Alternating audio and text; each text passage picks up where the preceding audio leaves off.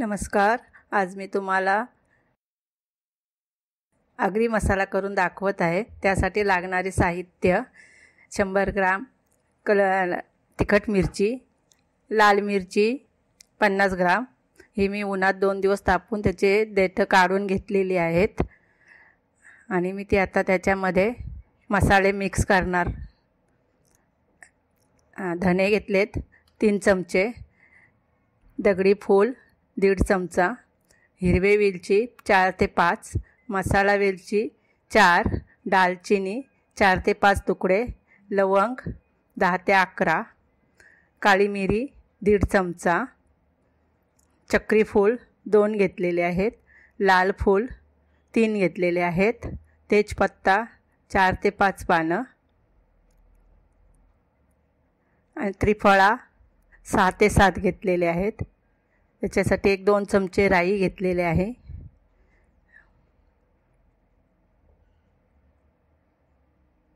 दोन चमचे राई घेतली, जिरा 2 चमचे, हळद घेतलेली आहे. हळद अखंड घ्यायची असते पण माझ्या मिक्सरमधून निघणार नाही म्हणून मी ती वाटलेली आहे, तयार केलेली हळद घेतलेली आहे. बडीशेप घेतले 1.5 चमचा, हिंगा अर्धा चमचा. हिंगा पण अख्खा मिळतो बाजारामध्ये, तो यूज करायचा असते. आता मी हे मसाले थोडे गरम करून घेते. गरम मसाले हे 3 ते 4 मिनटं फक्त गरम करून घ्यायचं आहे थोडं आणि मिक्सरमधून वाटून घ्यायचं आहे. हे मसाले चक्कीमधून दळून आणायचे असतात, मिक्सरमध्ये होत नाही. मी हे फक्त तुम्हाला करून दाखवत आहे. ते काय काय मसाले घेतात ते करून दाखवत आहे. हे थोडे आता गरम होत आलेले आहेत.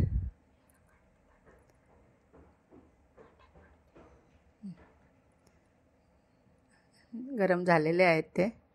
वेलची फोडून मी घेतलेली आहे ती. आता मी पहिल्यांदा मिरची मिक्सरमधून काढून घेईन. मिरचीमध्ये जी बी असते ती शक्यतो काढून घ्यायची असते, तेवढा कलर येतो मिरचीला, मसाल्याला, म्हणून हा बी काढून घ्यायचा आहे. थोड्या प्रमाणात तरी काढून घ्यायचं आहे. आणि हे आता मी मिक्सरमधून काढणार आहे. मिक्सरमधून 3-4 वेळा तरी काढावं लागतं कारण ते मिक्सरमध्ये हवा तेवढा बारीक होत नाही. त्यासाठी ते चालवून मी परत मिक्सरला लावत आहे.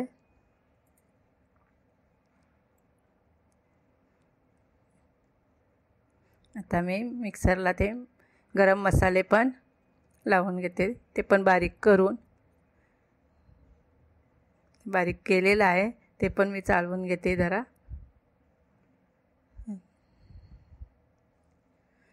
आता हे मी मसाले सगळे मिक्स करते.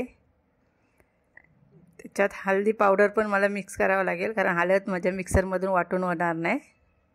त्यासाठी मी तयार हळद घेतलेली आहे. हळद शक्यतो उन्हामध्ये वाळवायची नसते, ती फक्त बारीक करून चक्कीमध्ये दळायला द्यायची असते. आता ह्या सगळे मी मिक्स केलेले आहेत. हिंग पण आपल्याला बाजारामध्ये खडा हिंग मिळतो मसाल्यासाठी, तो मिक्स करायचा, दळायला द्यायचा असतं. मी हा घरगुती आपला भाजीचाच हिंग वापरलेला आहे.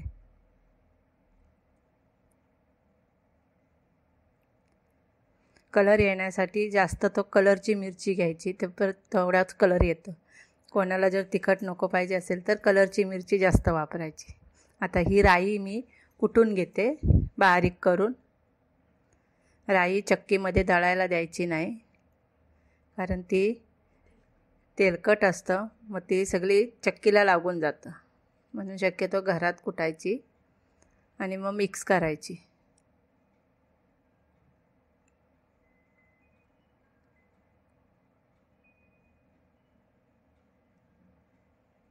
आता मी थोडी चालवून घेते. शक्यतो जास्तीत जास्त कुटून घ्यायची बारीक करायची, मग चालवायची गरज पण लागत नाही. तर माझ्याकडे कुटायचं साहित्य आहे ना, तर ते मसाले माझे तयार झालेले आहेत. हे काय, आता मी तुम्हाला एका वाटीमध्ये मी काढून दाखवत आहे.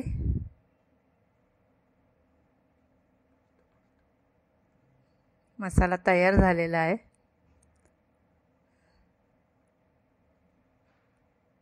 आता मी ही राई माझ्या मसाल्यामध्ये मिक्स करते.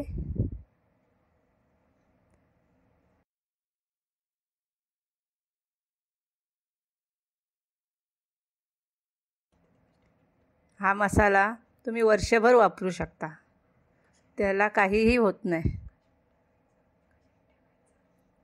कोणत्या पण भांड्यामध्ये ठेवू शकता. प्लास्टिकच्या बरण्या आता मिळत आहेत, त्या बरणीमध्ये पण ठेवू शकता. चिनी मातीच्या बरणीत पण ठेवू शकता. फ्रीजमध्ये ठेवायची गरज नाही. याच्यात काय आपण लसूण खोबरं वापरलेलं नाही, त्यामुळे ते फ्रीजमध्ये ठेवण्याची गरज नाही.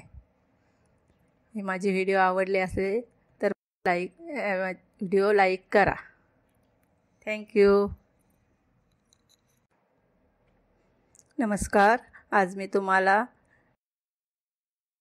आगरी मसाला करून दाखवत आहे. त्यासाठी लागणारे साहित्य: 100 ग्राम तिखट मिरची, लाल मिरची 50 ग्राम.